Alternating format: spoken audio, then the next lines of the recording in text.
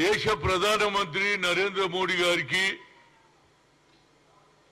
సముద్రం లోపలికి పోయి ఈత కొట్టి లోపల పోయి కృష్ణుని పూజ చేసే అవకాశం ఉన్నది. కానీ మణిపూర్లో గత 9-10 నెలల నుంచి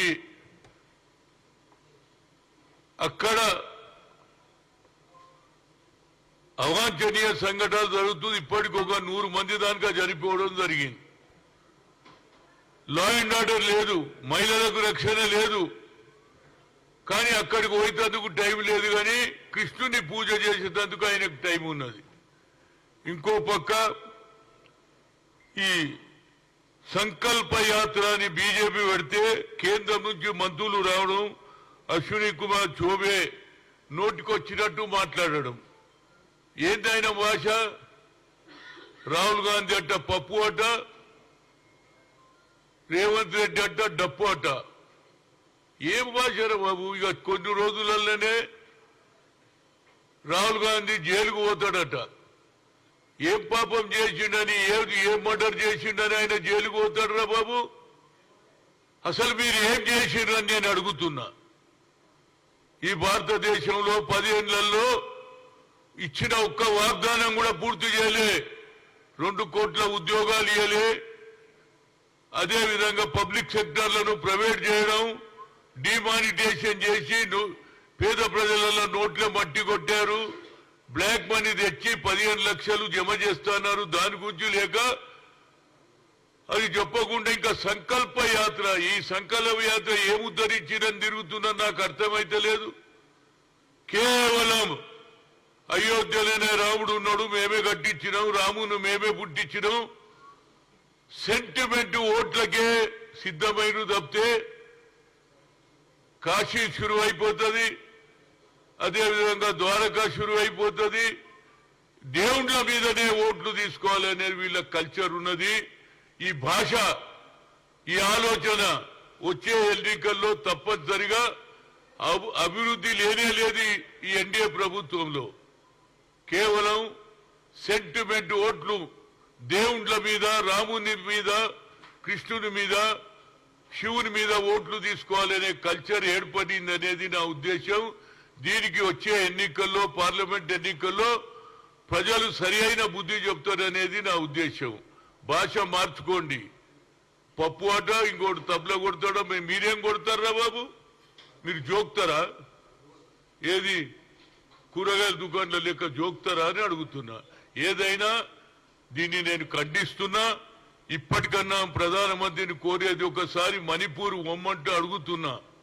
ప్రజలు ఏ విధంగా ఉంటున్నారో తెలుసుకుంటున్నా. దానికి మా రాహుల్ గాంధీ గారు కన్యాకుమారి నుంచి కశ్మీర్ తిరిగాడు. ఇప్పుడు న్యాయయాత్ర చేస్తుండు. ప్రజలకు న్యాయం దొరకాలని న్యాయయాత్ర చేస్తే ఆయనను కూడా గుళ్ళలకు రాణిస్తలేరు. గుడి ఇలా అయ్య జాగిరి ఆరబోయి దేవుడు అనేవాడు అందరికి ఒకటే. దేవుడు కూడా పరిశాన్ ఉన్నాడు. ఆయన కృష్ణుడు కూడా అనుకోవచ్చారేమో. వీళ్ళు మానవ సేవ చేయమంటే మానవులు విడిచిపెట్టి నా సేవ చేస్తున్నారేమో. ఆడ ప్రజలు ఇబ్బంది పడుతున్నారు. మహిళలను రోడ్డు మీద నడిపిస్తున్నారు. మానభంగాలు జరుగుతున్నాయి, హత్యలు జరుగుతున్నాయి. అక్కడికి పోయేందుకు ఒక్కసారి కూడా వీరికి ఆలోచన లేదనేది నా ఉద్దేశం. తప్పనిసరిగా వచ్చే ఎన్నికల్లో ప్రజలు ఇప్పటికే ఇవాళ రాహుల్ గాంధీ గారి ఆలోచన ఏదైతే కన్యాకుమారి నుంచి కశ్మీర్ దగ్గర తిరిగిన తర్వాత ఆయనకు ఒక ఆలోచన వచ్చింది. రైతుల సమస్య, నిరుద్యోగుల సమస్య, అట్టడుగున ప్రజల సమస్య తెలుసుకొని we come to the power, wheel conduct caste wise census అన్నాడా లేదా? అది ఇక్కడ ఇంప్లిమెంట్ అవుతుంది. అదే రాజస్థాన్ లో గాని, మధ్యప్రదేశ్ లో గాని, ఛత్తీస్గఢ్ లో ఈ క్యాస్ట్ వైజ్ సెన్సస్ చేయడానికి వారికి ఆలోచన లేదు. గతంలో నేను ఓబీసీ ఎంపీస్ కన్వీనర్ గా 3 సార్లు కలిసిన, కానీ ఆయన క్యాస్ట్ వైజ్ సెన్సస్ చేయడు, రిజర్వేషన్ పెంచాడు, ఒక సెపరేట్ మినిస్ట్రీ చేయడు. అది కేవలం కాంగ్రెస్ తోటే సాధ్యం. ఆనాడు యూపీఏ చైర్పర్సన్ నాయకత్వంలో, మన్మోహన్ సింగ్ నాయకత్వంలో ఐఐటి, ఐఐఎంలో సుప్రీంకోర్టు కొట్టేసింది. అయినా సోనియా గాంధీ గారు, మన్మోహన్ సింగ్ చెప్పి పార్లమెంట్ లో బిల్లు పెడితే పాస్ అయింది. కాబట్టి ఇవాళ మా బీసీ పిల్లలు లక్షలాది మంది ఈనాడు జాబ్ లో చేరారు. All India institute of medical science లో డాక్టర్లు అవుతున్నారు. అదేవిధంగా ఐఐటీలో చదివి ఈనాడు ఇంజనీర్లు అవుతున్నారు.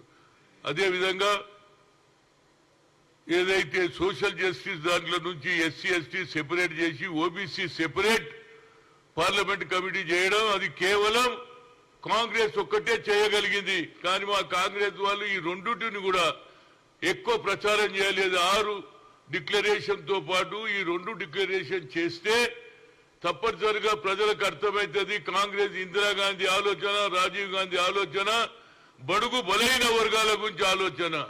ఆఖరుకు ఇందిరాగాంధీ ఇచ్చినటువంటి అసైన్డ్ భూములు కానీ ఏదైతే హరిజనులకు భూములు ఇచ్చినాయి కానీ ఈనాడు మళ్ళా దొరల పాలన ధరణి పేరున అయింది. నేను నిన్ననే రేవంత్ రెడ్డి గారికి పూర్తిగా కీసరా దాయర్లో జరిగిన అన్యాయం మీద 94 ఎకరాలు ఏ విధంగా మళ్ళా రాగి కృష్ణారెడ్డి కుటుంబ సభ్యులకు పోయిందో అది ఇచ్చినా అది నిజమైన కేసు. అది దాన్ని మీరు ఎప్పటి వరకు అయితే హెచ్ఎండిఏకు చెప్పి లేఅవుట్ను ఆపకపోతే మాత్రం ఒక్కొక్క విల్లా 3 కోట్లకు అమ్ముతున్నారు. దాని మీద కూడా రేవంత్ రెడ్డి గారు ఇమీడియట్ గా దాన్ని ఆపాలని కోరుతున్నా. అదేవిధంగా నా ఉద్దేశంలో ఈ ఏదైతే కులగన జరిగితే అప్పుడే బడుగు బలహీన వర్గాలకు న్యాయం అవుతుంది. అది నా ఉద్దేశం.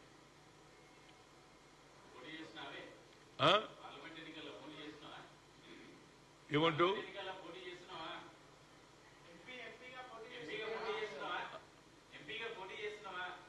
ఏమంటావు? పోటీ చేస్తా, పోటీ చేసి తీర్తా. దానికి చూడు ఏది ఖమ్మం నుంచి నేను చేసిన కార్యక్రమాలు చూడండి. ఇది నేను పంపించింది కాదు, ఖమ్మం ప్రజలే పంపించారు. అన్ని కార్యక్రమాలలో పాల్గొన్నా. ఏఐసిసి ఇచ్చిన ప్రతి ప్రోగ్రామ్ లో పాల్గొన్నా. అదేవిధంగా రైతులకు సంఖ్యలు లేస్తే ఆ ప్రాంతానికి పోయి రైతులను ఆదుకున్నా. ఒక్కొక్కరికి ₹1,00,000 ఇచ్చి 10 మంది ఆదుకున్నా.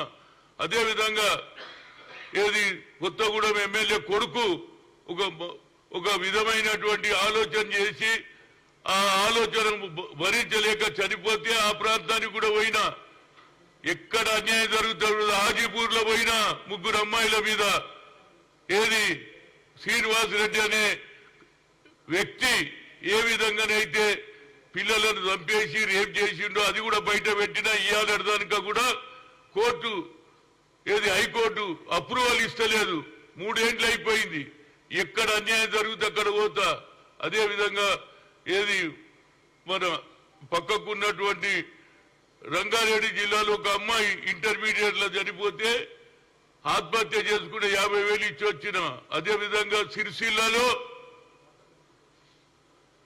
ఉస్క మాఫియా ఒక పిల్లవాడిని చంపేస్తే అక్కడ టార్చర్ చేస్తే అక్కడ కూడా పోయి ఒక్కొక్కరికి 10,000 ఇచ్చిన. ఈ రాష్ట్రంలో నా లెక్క తిరిగినోడు ఎవడున్నాడో చెప్పమనండి. అదేవిధంగా మొన్న జరిగినటువంటి పాదయాత్రలో రేవంత్ రెడ్డి జరిగిన అదేవిధంగా బట్టి విక్రమార్క ఏదైనా యాత్ర పెడితే పీపుల్ యాత్ర పెడితే కూడా అందులో కూడా తిరిగా. 7 సార్లు ఆయన దగ్గర పోయినా, 5 సార్లు ఈయన దగ్గర పోయినా. పని చెయ్యండి ఎవడరా బాబు. నాకు ఒక సెంటిమెంట్ ఉన్నది. రాజీవ్ గాంధీ ఎప్పటి పోయినా నేను 2 సార్లు ఖమ్మంలో, ఒకసారి ట్రైబల్ ఏరియాలో, ఒకసారి ఏది ఫ్లడ్ ఎఫెక్టెడ్ ఏరియా ఆ ప్రాంతంలో నిలబడాలని 6-7 ఏళ్ల నుంచి కంటిన్యూస్ గా పోతున్నా. నాకంటే ఇంతకుముందు కూడా ఆనాడు నేను పీసీసీ ఉన్నప్పుడు రంగయ్య నాయుడు, అదేవిధంగా తర్వాత అవుట్ సైడర్ అయినటువంటి నాదెల్ల భాస్కరరావు, అదేవిధంగా రేణుకా చౌదరి.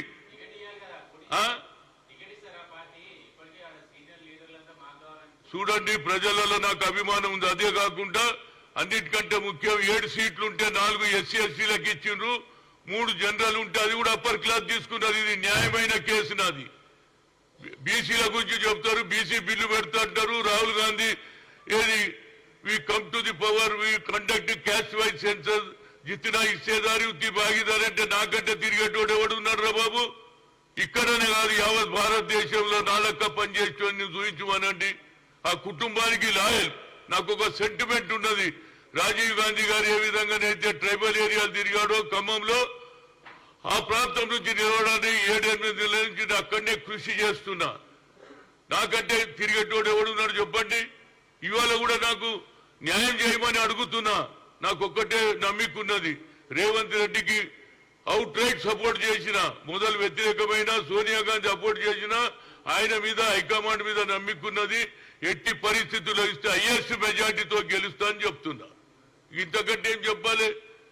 ప్రజలు కోరుతున్నారు, రా హనుమంతన్న రా, మేము గెలిపిస్తాం. బడుగు బలహీన వర్గాల వారికి సీట్ ఇయ్యరా, మేము బీసీలో ఓట్లేసే మిషన్లమా అని అడుగుతున్నా. నేను ఎన్ని రోజులు ఊరుకోవాలండి?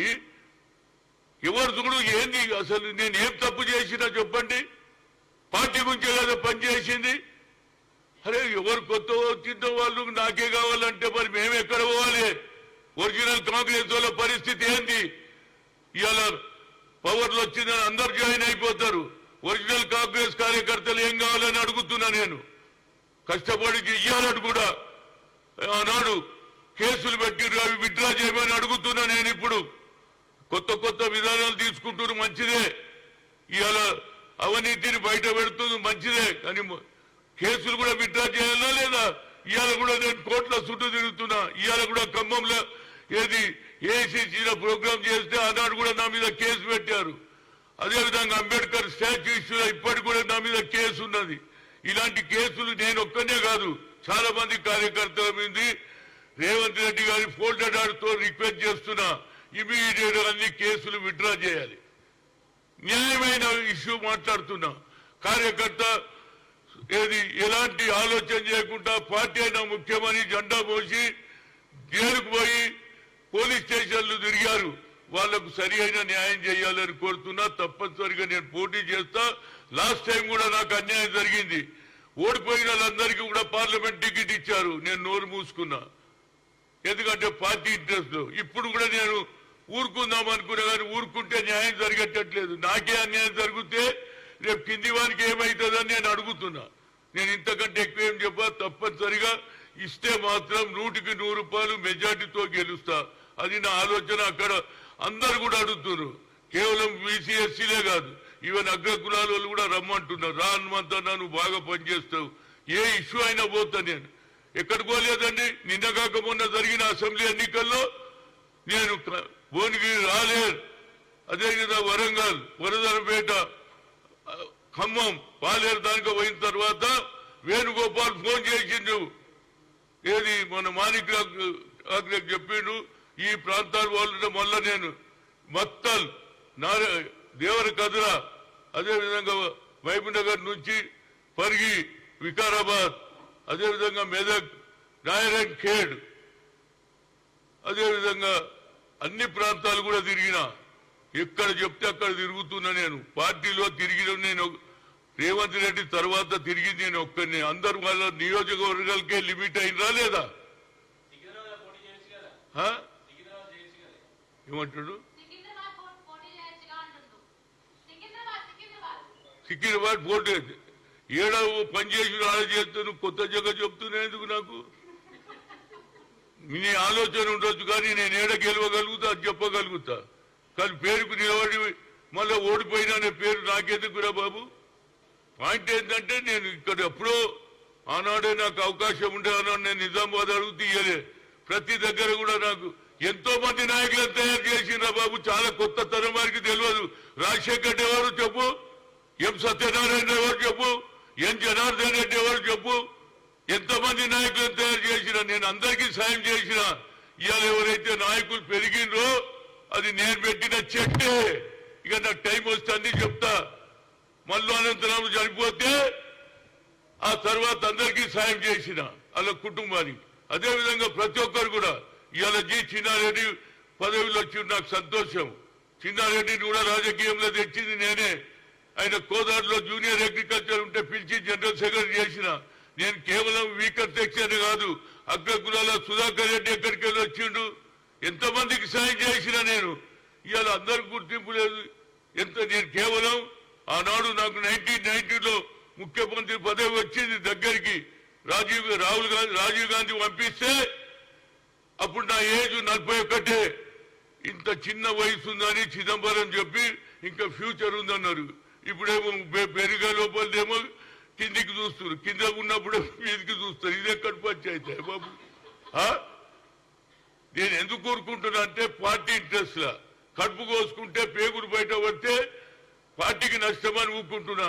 నేను చెప్పాలంటే చాలా చెప్పగలుగుతా నేను, కానీ పార్టీ ఇంట్రెస్ట్ లో చెప్తున్నా. నాకు తప్పనిసరిగా ఇవ్వాల్సిందే. నేను మొన్న రాజ్యసభ కూడా అడగలే, నా గొప్పతనం చూడు. అడిగితే నేను ఒక పార్టీలో పనిచేసి నాకు కమిట్మెంట్ ఉంది రాజీవ్ గాంధీ మీద. రాజీవ్ గాంధీ చేసిన సేవలు ఖమ్మంలో చేయాలనే ఉద్దేశంతో ఆ ప్రాంతంలో తప్పనిసరిగా నేను గెలిచే అవకాశాలు ఉన్నాయి. గెలుస్తా, గెలిచి తీరుతా. తప్పనిసరిగా నాకు ఇవ్వమని హైకమాండ్ కోరుతున్నా. అదేవిధంగా నాకు రైట్ ఉన్నది రేవంత్ రెడ్డి మీద. రేవంత్ రెడ్డికి నేను అవుట్ రైట్ సపోర్ట్ చేస్తా, ఫ్యూచర్ లో కూడా చేస్తా. తప్పనిసరిగా ఆయన నాకు న్యాయం చేయమని కోరుతున్నా. Okay, thank you.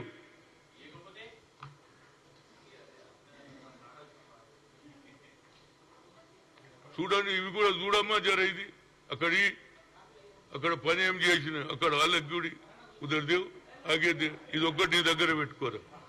అక్కడ మనవనికి చారీ చూడాలి, అది ఇంపార్టెంట్. అక్కడ తిరిగి ఏమేం చేసిన ఇది దగ్గర పెట్టా. అక్కడోళ్ళే పంపించింది నాకు. ఇదేమో నా ప్రోగ్రామ్. అది లోపల చూడరాదా ఎక్కడెక్కడ తిరిగి